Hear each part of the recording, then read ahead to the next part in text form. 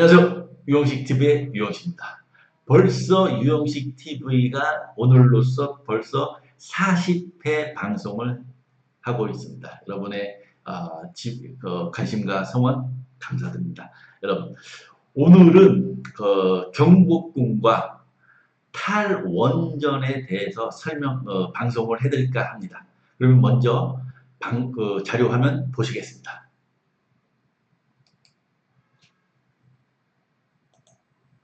경복궁 흥북전 보건공사 현장입니다. 격체 바깥쪽에 흰 반점이 군데군데 보입니다. 시멘트가 배어나온 겁니다. 지붕 석가래 사이사이는 아예 시멘트로 채워놨습니다.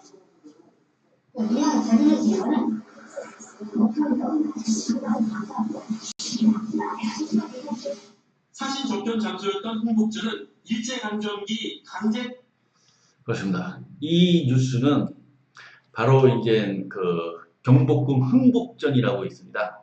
거기를 이제 경복궁 복원하면서 더불어서 이제 흥복전도 일제가 없앴던 흥복전을 다시 이제 복원을 하는데 거기에 그 공사를 맡은 회사가 숭례문을 부실 공사했던 회사의 자회사입니다. 여러분, 그것이 그 회사가 또 경복궁 흥복전 복원공사에 입찰을 했고 또 어떤 경유에 의해서 또 그 공사를 발주받아서 근데 이제 또 흥복전 공사가 숭례문처럼 부실 공사가 지금 이루어지고 있다는 것을 KBS 9시 뉴스가 이제 지금 보도하고 있는 내용입니다. 그러면은 경복궁, 지금 뒤에 이제 화면으로 보시겠지만 경복궁이라는 것은 바로 조선 그 태조 이성계가 1396년에 그 조선을 건국하면서 그 경복궁을 한양을 그 조선의 그 도성으로 하고 수도로 하고 거기에 이제 또 경복궁을 지은 거 아니겠습니까? 그런데 그것은 경복궁 그 당시 태조 이성계를 비롯한 위정자들 그리고 조선의 백성들이 한마음 한뜻으로 수립했던 정책이었다는 것입니다. 조선의 정책, 가장 중요한 막중한 정책이었죠. 그렇게 수립했던 정책이 시간과 공간을 뛰어넘어서 600년을 지난 지금 2019년 대한민국에 이렇게 버젓이 조선 600년 전에 수립했던 정책이 지금 시퍼렇게 살아있다는 것입니다. 여러분, 네? 제 말 뜻 아시겠습니까? 저 이집트에 우리 그 관광객들 많이 가지 않습니까? 피라미드 있습니다. 그거는 4000년 전에 그 당시 파라오가 이집트 애굽이죠. 성경에 보면 애굽 이제 그때 애굽 그 백성들과 그때 파라오와 위정자들이 수립했던 국가의 정책이 4000년이 지난 지금도 도도히 흘러서 거기 이제 지금 현재 2019년을 사는 현대인들이 거기를 관광을 하고 있지 않습니까? 가깝게는 지금 중국은 또 어떻습니까? 만리장성. 진시 황제가 5000년 전에 세웠던 만리장성이 뭐 북방 오랑캐를 막기 위해서 세웠던 만리장성이 지금 또 관광객을 맞이하고 있지 않습니까? 그 당시 진나라의 가장 중요한 정책이었던 북방 오랑캐를 막으려는 국가의 정책이 도도히 시간과 공간을 뛰어넘어서 지금 현재에도 미치고 있고 수천 년, 수만 년 후에도 미칠 거라는 것입니다. 그러면은 왜 이렇게 장황하게 설명을 하느냐? 맞습니다, 여러분. 지난주 11일이죠. 더불어민주당 송영길 의원님께서 원자력 산업계에서 주최하는 신년 인사회에 참석하셔가지고 그 탈원전 폐기를 언급하시면서 신한울 원전 3, 4기를 건설을 재개해야 한다는 뜻을 이제 그 원자력 산업 그 인사들이 모인 곳에서 말씀하셨다고 하셨는데 정말 좀 모르겠습니다. 그 자리 많은 원자력계 인사분들이 모셨으니까 그 자리가 자리인 만큼 그 자리에서 이제 또 이제 덕담으로 신년을 맞이해서 덕담으로 하셨는지 모르겠지만 그랬다고 하기는 이제 너무나 좀 말실수라고 하기에는 좀 너무나 오버하신 게 아닌가 해서 오늘 방송이 경복궁과 탈원전입니다, 여러분. 탈원전을 왜 경복궁과 같이 비교를 하느냐, 여러분. 2017년에 문재인 대통령께서 당선되시고서 그때 이제 어떤 원전이었는지는 모르지만 한참 이제 그 환경연합과 원자력계에 이제 그 마찰이 있지 않았을까? 그 원전을 세우니 마느니. 그래서 이제 3개월인가 6개월 동안 공론화를 통해서 다시 원전 건설을 재개한 바가 있습니다. 그리고서 문재인 정부에서는 탈원전 정책을 국가 정책으로 수립했습니다. 예? 무슨 말인지 아시겠습니까, 여러분?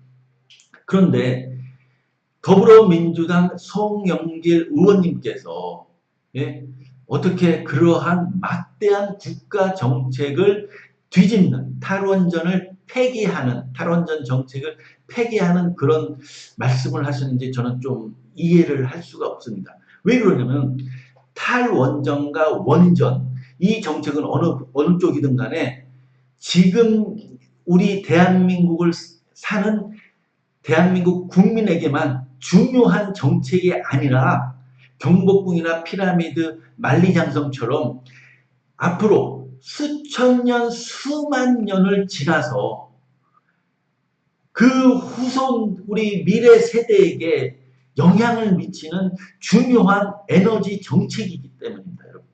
여러분, 우리가 왜 탈원전을 하기로 했습니까? 우리 후쿠시마 원전이라든지 또 저기 1976년 그 체르노빌 그 전에 또 스마일 섬에서 있었던 그 사고 있지 않았습니까? 원전 사고. 예? 거기에서 보듯이 물론 이제 그 전기 생산 단가가 싸고 그런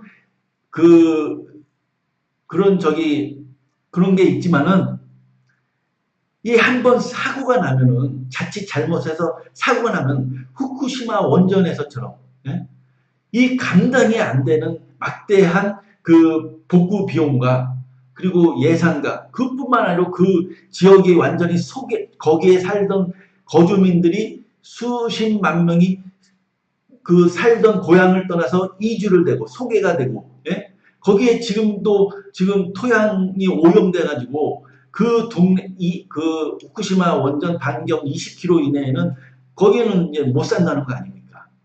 그래서 문재인 정부와 우리 국가가 합의하에 국론으로서 탈원전 정책을 수립했던 것입니다. 그런데 지금 송영길 의원님께서 말씀 한번 잘못하시는 바람에 자유한국당과 조선일보, 중앙일보, 동아일보, 매일경제, 한국경제, 문화일보 이 개떼처럼 달려들어서 탈원전을 폐기해야 한다는 이게 오늘 지금 인터넷을 뜨겁게 달고 오는 제가 뉴스를 보면서 하도 기가 막혀서 오늘 방송을 하는 겁니다, 여러분. 이 탈원전은 이 대한민국을 지금 사는 우리에게만 중요한 것이 아니고 몇십 년, 몇백 년, 몇천 년, 몇십만 년을 지나서 우리 미래 세대에게 인류에게 중요한 정책인데 어떻게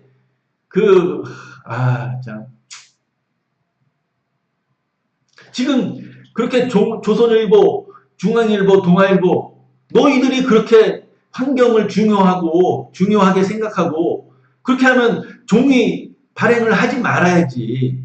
종이신문을. 여러분 종이신문이 뭘로 발행이 됩니까, 여러분? 산에 그 수십 년, 수백 년 자란 나무를 베어가지고, 예? 펄프로 만들고, 그거를 또, 종이로 만들고 신문을 찍어내는 거 아닙니까, 여러분? 예?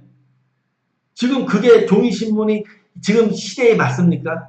SNS로 그 순식간에 정보와 뉴스가 퍼져가는 이 인터넷 시대에, 예? 그런데도 지금 조선일보, 그 중앙일보, 동아일보는 환경을 그렇게 중요한다면서, 예?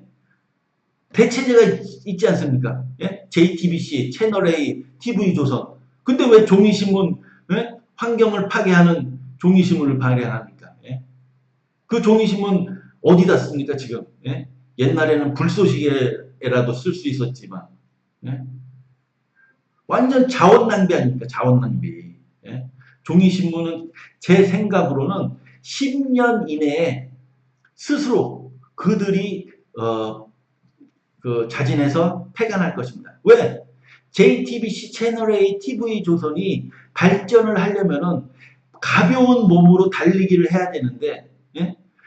발목에 모래주머니, 종이신문이라는 그 구시대의 유물을 그 몸에 달고서 뛰면은 한참 예능이나 드라마, 예? 인기 있는 프로그램을 만들어야 할 그 예산을, 예? 종이신문에다, 예? 퍼붓고 있으니까는 지금 발전을 합니까? 예? 그래서 무슨 넷플릭스를 이깁니까? 유튜브를 이길 수 있습니까? 예? 지금 이거는 좀 얘기가 이제 좀 빗나갔는데, 여러분 다시 돌아와서 우리가 좀 미래를 우리만 사용하는 이 지구가 아닙니다, 여러분. 예? 제가 지금 존경하는 우리 더불어민주당 송영길 의원 안타까운 게, 이 분이 이제 야망이 있으신 분입니다. 예? 아니, 정치인이 꿈의 대통령 아닙니까? 그렇다면 한 국가의 지도자가 되려고 한다면은 우리 대한민국의 미래를 보고 통찰력을 가지고서, 예? 미래에 맞는 정책을 수립해서 우리 미래의 후손들에게도 유익한 정책을 수립해야 되지 않습니까? 예? 그렇습니다, 여러분. 탈원전 폐기는 우리가 이제 죽음의 길로 가는 지름길입니다, 여러분. 예? 그리고 잠시 이제 자료 화면 보시겠습니다.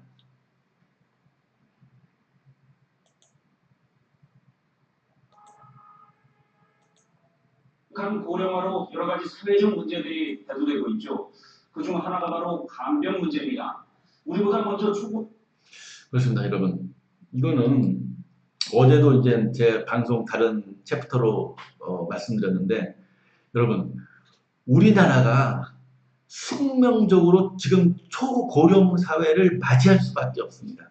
그런데 뒤에 보시다시피 저 어르신들이 1년에 사용하는 전기량이 얼마나 될 것 같습니까, 여러분? 네? 답답한 겁니다, 여러분. 네?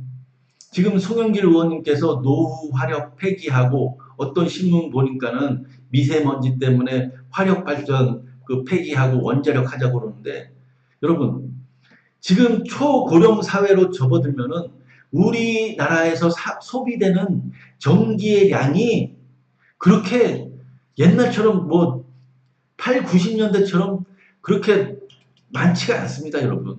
왜? 초고령 사회 20%, 30%를 차지하는 고령 인구들이 1년에 소비하는 전기량이 얼마나 되겠습니까? 예? 아니, 어르신들이 게임을 합니까? 유튜브를 봅니까? 밤새워서 예? 연인들하고 전화를 하고 그럽니까? 예? 아니, 전기를 소비해야지 원전을 세우든지 그럴 거 아닙니까? 예? 그런데 이 어르신들이 과연 이 1년에 소비하는 전기량이 얼마나 되겠습니까? 예? 그래서 원전을 세울 필요도 없고, 그렇습니다. 노후화되는 화력은 사용 연한이 지나면 30년인가요? 그거 지나면은 폐기하면 됩니다. 예? 지금 남북 한반도 평화가 와서 남북이 경제 협력을 하면은 전기가 필요한 곳은 정작 북한입니다, 여러분. 북한에 뭐 화력발전소를 짓든지 LNG 화력발전소를 짓든지 해야지. 대한민국은 이제 초고령 사회를 맞이하기 때문에, 예? 그리고 더불어서 4차 산업혁명으로 인해서 그 산업계에서 사용하는 전기도 효율적으로, 예? 이용을 할 수 있기 때문에, 예를 들어서 예전에는 100을 사용하는 전기량을 똑같은 제품을 생산하는데 60에서 70밖에 필요로 하지 않는 그런 시대가 오고 있기 때문에 발전소를 지을 필요가 없습니다. 예? 지난 여름 얼마나 더웠습니까? 100년에 한 번 올까 말까. 그래서 전기 대란이 일어났습니까, 여러분? 답답합니다, 여러분. 여러분, 우리가 우리만 사용하는 지구가 아니라는 것을 배우고, 제가 존경하는 송영길 의원님도 다시 한번 저의 유튜브를 보신다면 그 생각하시는 거를 좀 참고를 하셨으면 좋겠습니다, 여러분. 그리고 원자력계도 이제 좀 그 마음은 알겠지만은, 그렇다고 그 몇만 명 먹여 살리자고 그 수천만 명, 5천만 명이 그 피해를 보는 원전을 다시 짓겠다고 하는 것은 이건 좀 아닌 거 아닌가요? 아니지 않습니까, 여러분? 네. 그렇습니다, 여러분. 오늘 방송 경복궁과 탈원전이라는 제목을 가지고 오늘 방송을 해드렸습니다. 감사합니다.